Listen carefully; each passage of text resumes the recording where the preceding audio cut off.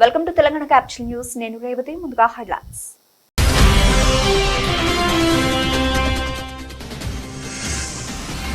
ఉపరాష్ట్రపతి జగదీప్ ధన్కర్ తో లోకేష్ భేటీ. అభివృద్ధి సంక్షేమ కార్యక్రమాల గురించి వివరించిన మంత్రి.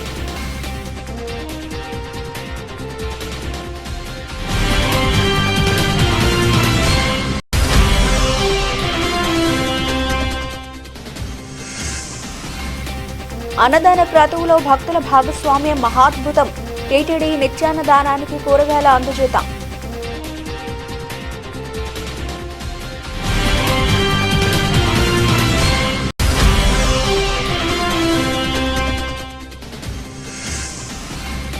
జగన్ కాన్వాయ్లోని వాహనం ఢీకొని వ్యక్తి మృతి. సింగయ్య మృతి ఘటనపై స్పందించిన ఎస్పీ.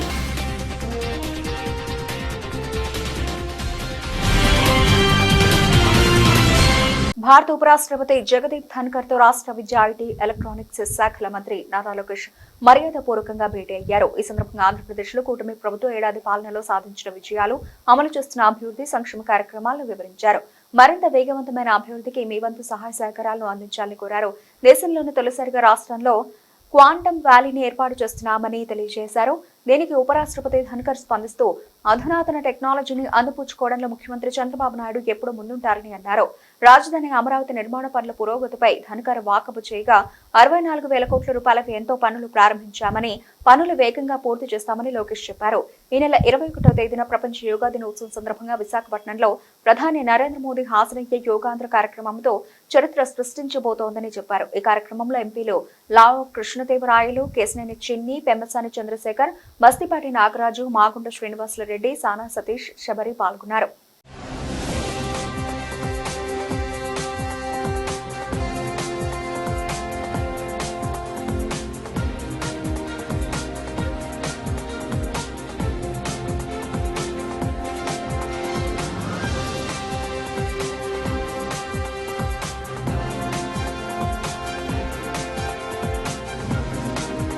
మామిడి తదితర పంట ఉత్పత్తులకు సంబంధించి నెలకొన్న ప్రత్యేక పరిస్థితుల దృష్ట్యా రైతులకు అండగా నిలవాల్సిన అవసరం ఉందని ముఖ్యమంత్రి చంద్రబాబు నాయుడు అన్నారు. పంట ఉత్పత్తులను వాణిజ్య కోణంలోనే చూడాలని, వీలైనంత మెరుగైన ధర వచ్చేలా చర్యలు తీసుకోవాలని అధికారులకు సూచించారు. సచివాలయంలో మామిడి, పొగాకు, కోకో పంటల మద్దతు ధరతో పాటు వివిధ అంశాలపై ముఖ్యమంత్రి చంద్రబాబు సమీక్షించారు.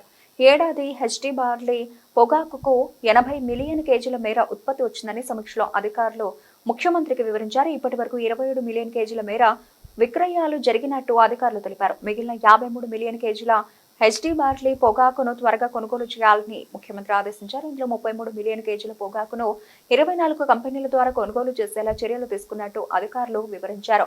మరో 20 మిలియన్ కేజీల పొగాకును ఏపీ మార్క్ఫెడ్ ద్వారా కొనుగోలుకు ఏర్పాట్లు చేసినట్లు సీఎంకు అధికారులు తెలిపారు. బాపట్ల 3, గుంటూరు 2, పల్నాడు 1, ప్రకాశం 1 కొనుగోలు కేంద్రాలు ద్వారా పొగాకు కొనుగోలు కేంద్రాలు ప్రారంభించామని, వీటి ద్వారా రేపటి నుంచే కొనుగోలు ముమ్మరం చేస్తామని అధికారులు సీఎం దృష్టికి తెచ్చారు.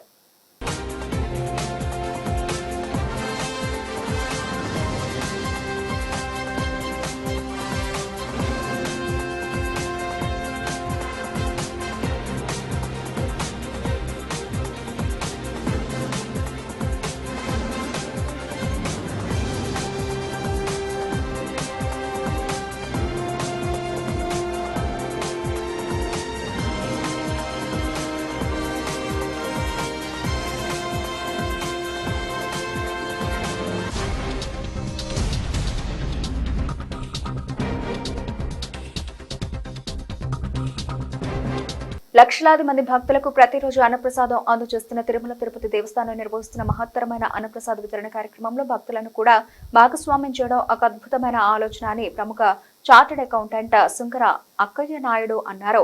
పర్వతనేని బ్రహ్మయ్య సిద్ధార్థ కళాశాలలో తనతో పాటు విద్యను అభ్యసించిన మిత్రుల సహకారంతో అశోక్ నగర్ లోని వెల్లంకి రామ మోహన్ రావు వీధి నుంచి తిరుమల తిరుపతి దేవస్థానానికి బయలుదేరిన 10 టన్నుల కూరగాయల వాహనానికి బుధవారం ఆయన జెండా ఊపి ప్రారంభించారు.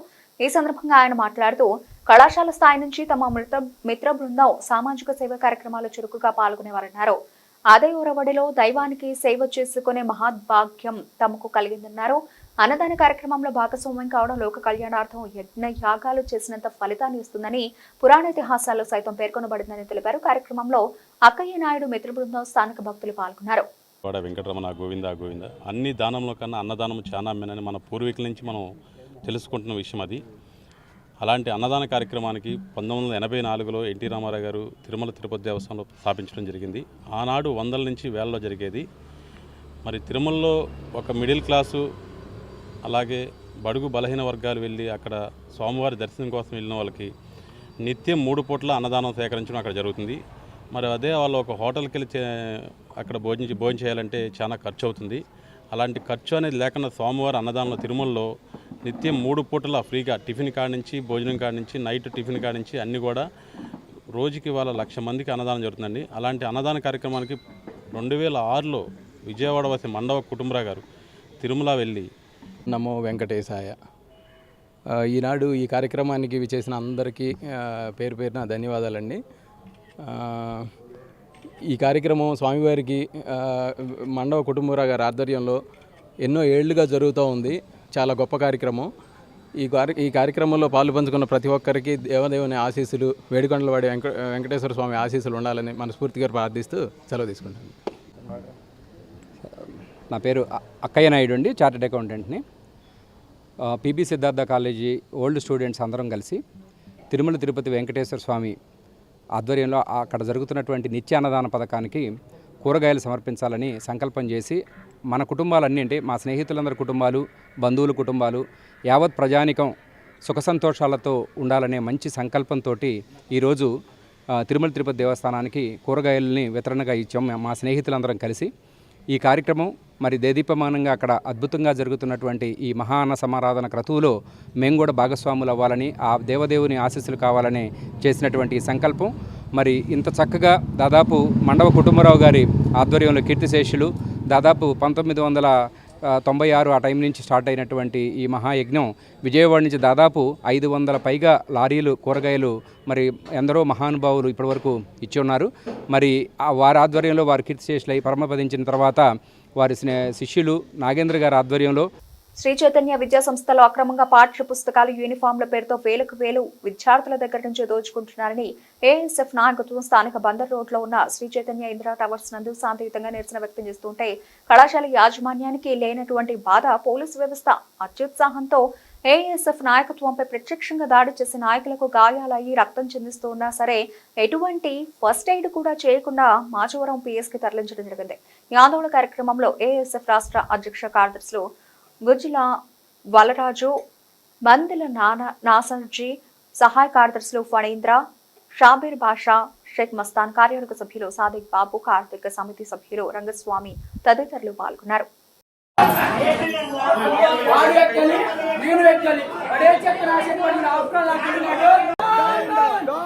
చైతన్య విద్యా సంస్థలు చైతన్య విద్యా సంస్థలు వాళ్ళు తాళం తీస్తా ఉన్నారు సార్. వాళ్ళు తాళం తీస్తా ఉన్నారు. మీరు ఆగలేస్తారు వాళ్ళకన్నా. వాళ్ళు తాళం తీస్తా ఉన్నారు.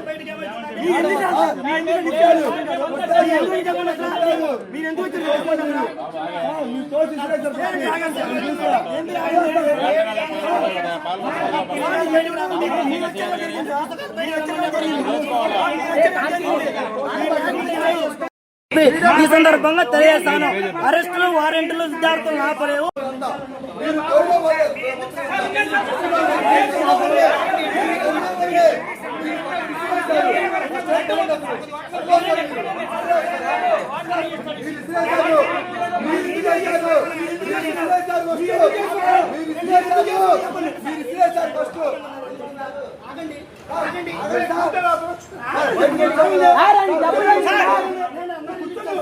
జగన్ కాన్వాయ్లోని వాహనం ఢీకొని వ్యక్తి మృతి చెందిన ఘటనపై ఎస్పీ సతీష్ కుమార్ మీడియా సమావేశం నిర్వహించారు.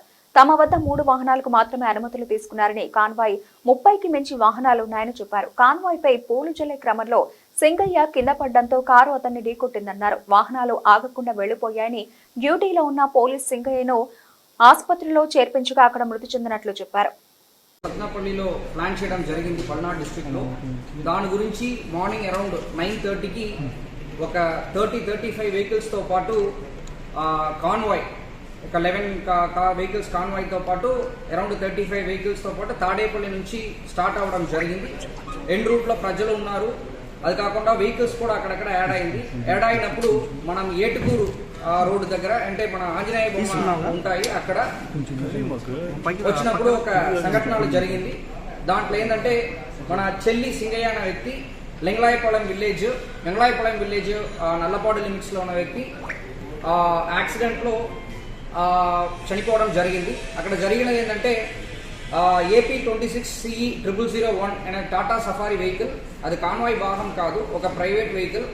దాంట్లో తగిలి కిందకి పడిపోయారు. దానిపైన వెహికల్ షోల్డర్లో ఎక్కడం జరిగింది. దాని తర్వాత ఆ పర్టికులర్గా చెల్లి సింగయ్య అనే వ్యక్తిని సైడ్లో పెట్టడం జరిగింది. ఎవరు కూడా వాళ్ళని మళ్ళీ పట్టించుకోవట్లేదు.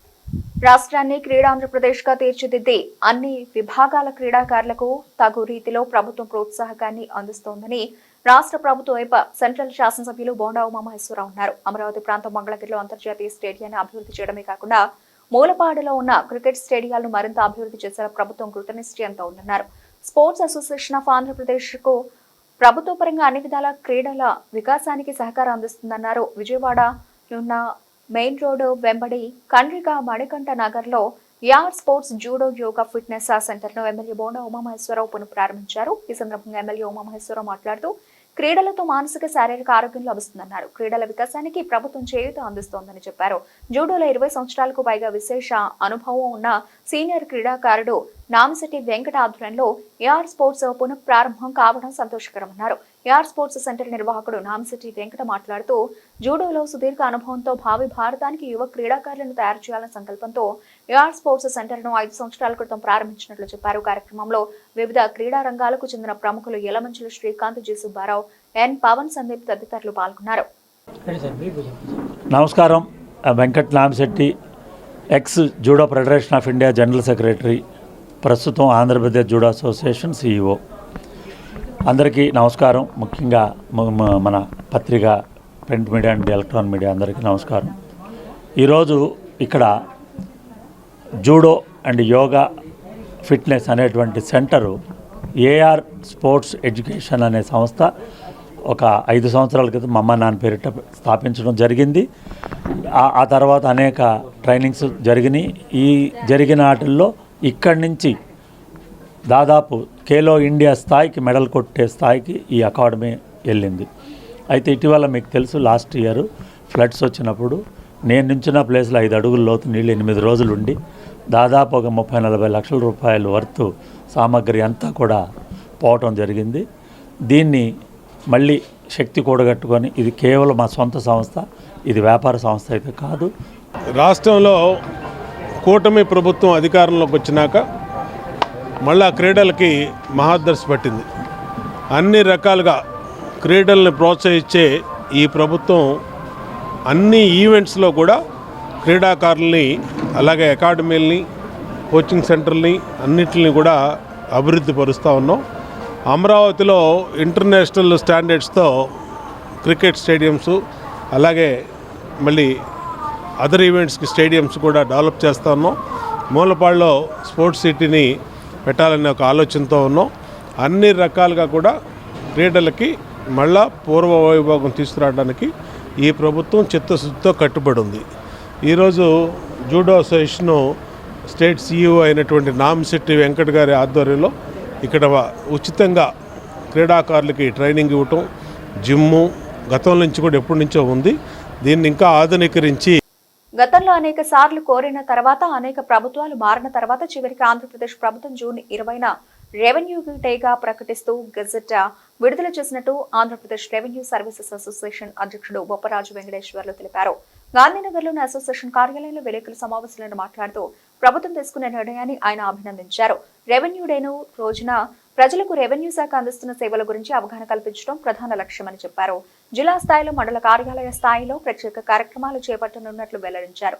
ఇందులో రెవెన్యూ శాఖ నిర్వహిస్తున్న రికార్డులు, ముఖ్యంగా ఆడంగల 1B రికార్డులు, ప్రభుత్వ భూములు, ఎండోమెంట్ భూములు వంటి వివరాలను ప్రదర్శించనున్నారు. ప్రజలు, రైతులు, విద్యార్థులు తదితరులకు అందుబాటులోంచి పూర్తి సమాచారం ఇవ్వనున్నట్లు తెలిపారు. అలాగే మండల స్థాయిలో ప్రజాప్రతినిధులు, ప్రజలు పాల్గొని రెవెన్యూ శాఖను మరింతగా ఎలా మెరుగుపరచాలనే విషయంపై సూచనలు, సలహాలు ఇవ్వవచ్చని బొప్పరాజు వెంకటేశ్వర్లు తెలిపారు. ఆంధ్రప్రదేశ్ రెవెన్యూ సర్వీస్ అసోసియేషన్ పక్షాన మా యొక్క నమస్సుమాలు తెలియజేస్తా ఉన్నాము. ప్రధానంగా ఈరోజు పాత్రికేయ సమావేశాన్ని ఏర్పాటు చేయడానికి ప్రధాన ఉద్దేశం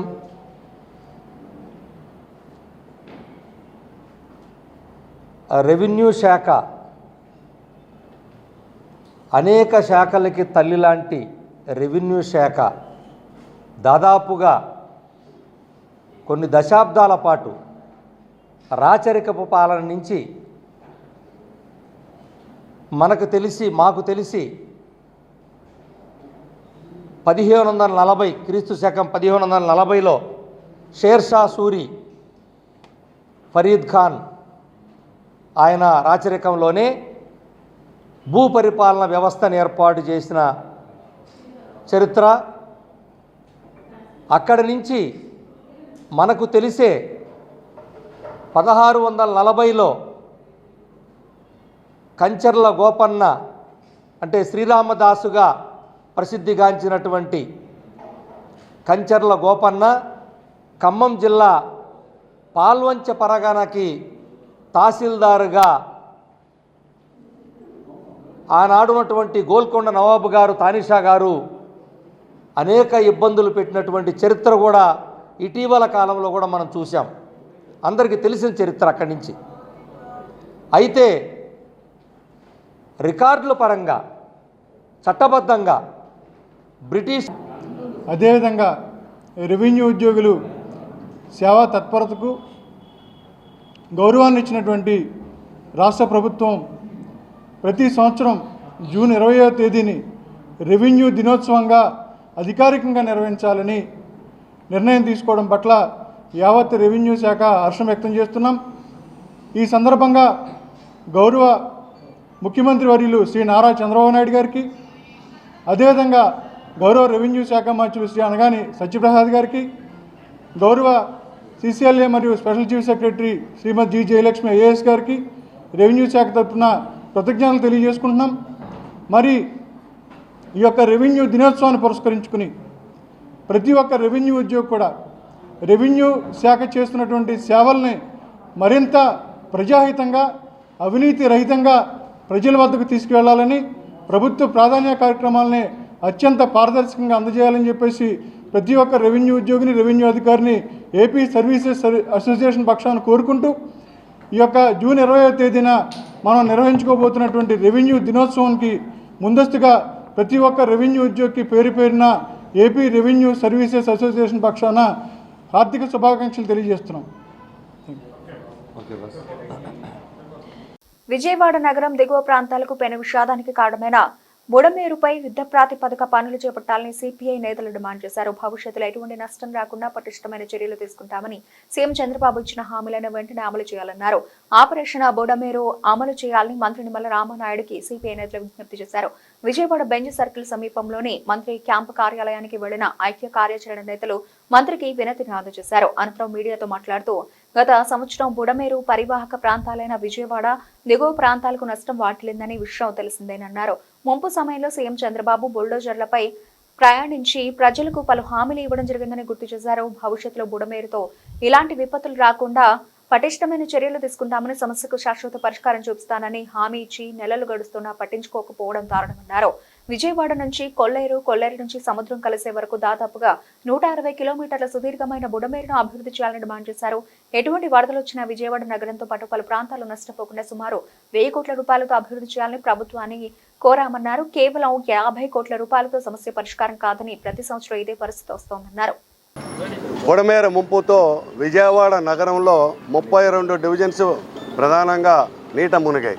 రోజుల తరబడి జలదిగ్బంధంలో కూరుకుపోయినటువంటి భవానీపురం, పాత రాజరాజేశ్వరపేట, కొత్త రాజరాజేశ్వరపేట, సింగనగర్, కండ్రిక ప్రాంతాలు, ప్రకాష్ నగర్, నున్న వరకు కూడా మొత్తం జలదిగ్బంధంలో కూరుకుపోయాయి. ప్రధానమైనటువంటి కారణం ఈ రోజున బుడమేరులో ఆక్రమణకు గురైనటువంటి ప్రభుత్వమే గుర్తించినటువంటి 3556 ఇళ్ళు ప్రభుత్వం గుర్తించింది. ఆ గుర్తించినటువంటి ఇళ్లను తొలగించడం ద్వారా రాబోయేటటువంటి కాలంలో నగరంలో ప్రవహించేటటువంటి బుడమేరు నుంచి వచ్చేటటువంటి నీరుని సక్రంగా పారుదలయ్యేటటువంటి పద్ధతిలో ప్రజలకు ఎటువంటి ఇబ్బంది లేకుండా నీటి ములక్కుండా ఉండేటటువంటి దానికి చర్యలు చేపట్టాలని చెప్పి మంత్రి గారికి విజ్ఞప్తి చేయడం జరిగింది. ఆ సందర్భంగా వారు కూడా సానుకూలంగానే స్పందించారు. ఈ సందర్భంగా రాబోయే కాలంలో ఆపరేషన్ బుడమేరుని ప్రభుత్వం చేపట్టాలని చెప్పి ఈ సందర్భంగా డిమాండ్ కోరుతా ఉన్నాం.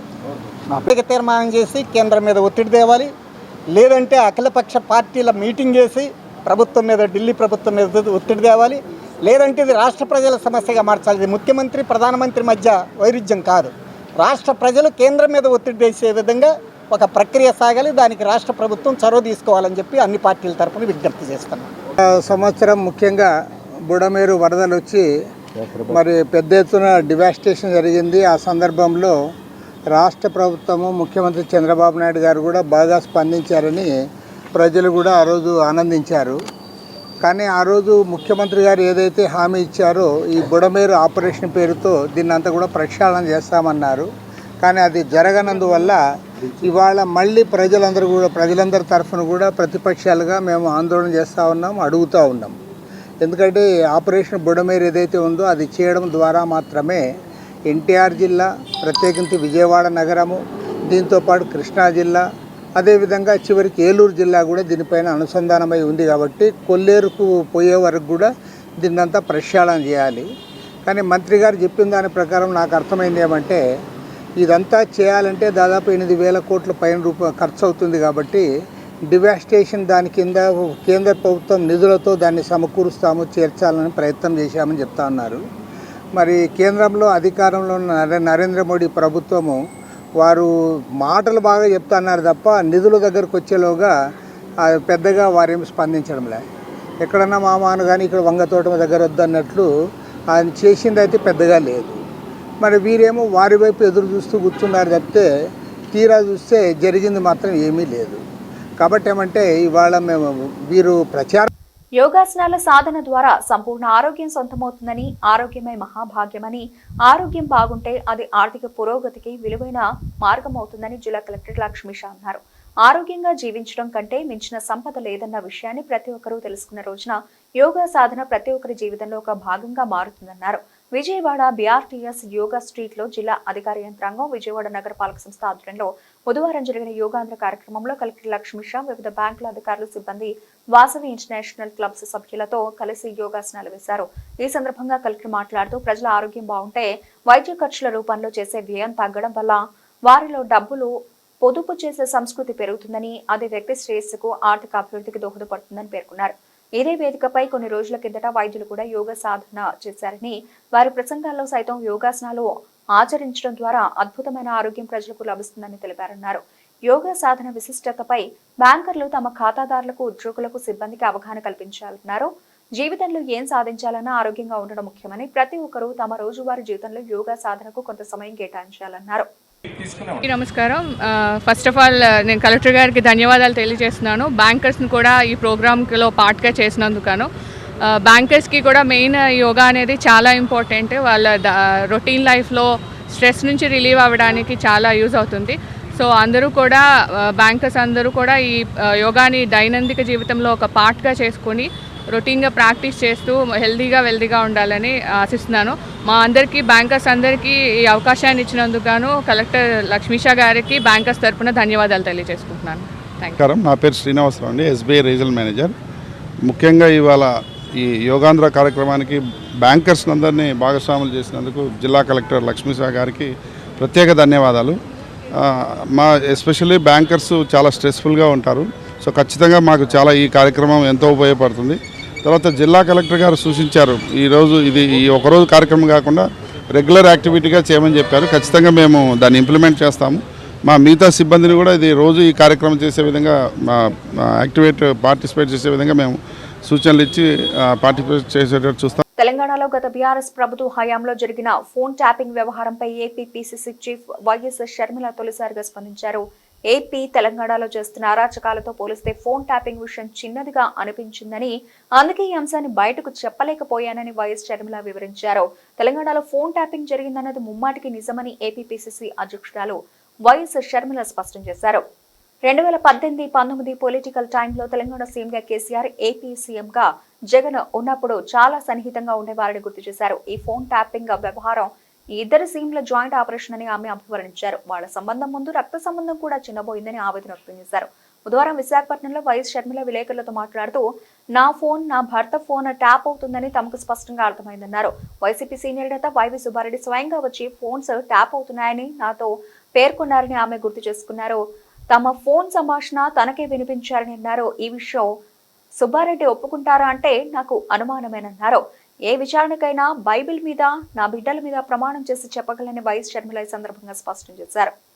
గత పొలిటికల్ టర్మ్ 2018-19 పొలిటికల్ టర్మ్ కాలంలో అంటే తెలంగాణలో కేసీఆర్ గారు ముఖ్యమంత్రిగా ఉన్నారు, ఆంధ్రాలో జగన్మోహన్ రెడ్డి గారు ముఖ్యమంత్రిగా ఉన్నారు.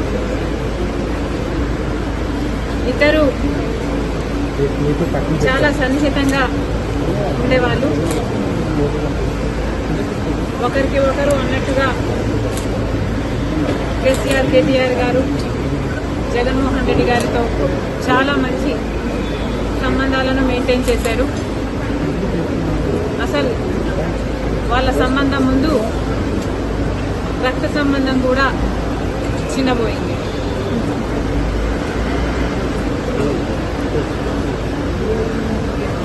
తెలంగాణలో ఫోన్ ట్యాపింగ్ జరిగింది అన్నమాట ముమ్మాటికి నిజం. మరి ఈ ఫోన్ ట్యాపింగ్ వ్యవహారం తెలంగాణ ముఖ్యమంత్రి, ఆంధ్ర ముఖ్యమంత్రి కలిసి చేసిన జాయింట్ ఆపరేషను లేకపోతే ఇది షేర్డ్ ఇన్ఫర్మేషను నాకు తెలియదు. కానీ ఒక మాట అయితే స్పష్టంగా అర్థమైంది. అదేమిటంటే ఫోన్ ట్యాపింగ్ జరుగుతుంది. ఎంతమంది మీద జరుగుతుందో నాకు తెలియకపోయినా నా ఫోన్ ట్యాప్ అవుతుంది, నా భర్త ఫోన్ ట్యాప్ అవుతుంది, నా దగ్గర వాళ్ళ ఫోన్లు ట్యాప్ అవుతున్నాయి అన్న విషయం నాకు చాలా చాలా స్పష్టంగా అర్థమైంది. అసలు మా ఫోన్ బులెటిన్ ముగించే ముందు హెడ్లైన్స్ మరోసారి.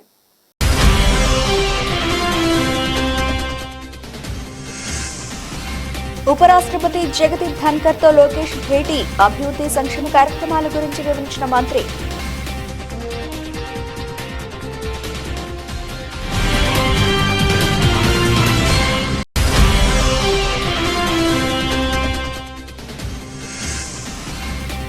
అన్నదాన క్రతువులో భక్తుల భాగస్వామ్యం మహాద్భుతం, టీటీడీ నిత్యాన్నదానానికి కూరగాయల అందజేత.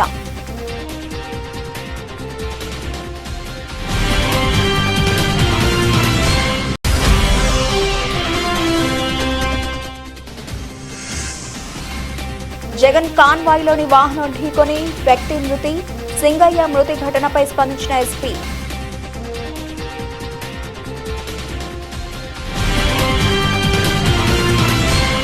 ఇవి ఇప్పటివరకు కనబడిన అప్డేట్స్. మరిన్ని అప్డేట్స్ తో మళ్ళీ కలుద్దాం. అంతవరకు సెలవు, నమస్తే.